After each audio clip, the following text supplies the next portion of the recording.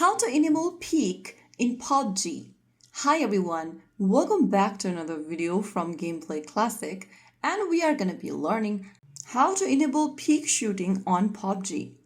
Enabling peek allows you to lean left or right to take shots without exposing your whole character in PUBG, and here is how you can do it.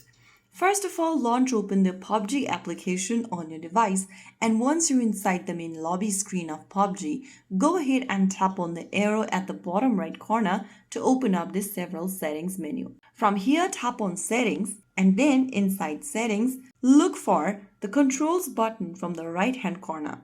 Inside controls, scroll down and look for the peek settings button and tap on enable right underneath peek.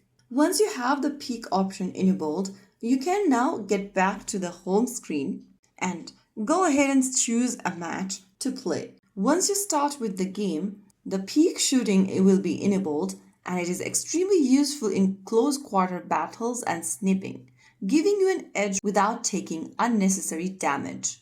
So that's how you enable peek setting in your PUBG Mobile application. If you found the video helpful, don't forget to like, share, and subscribe to our channel. I will be back again in the next video. Thank you for watching.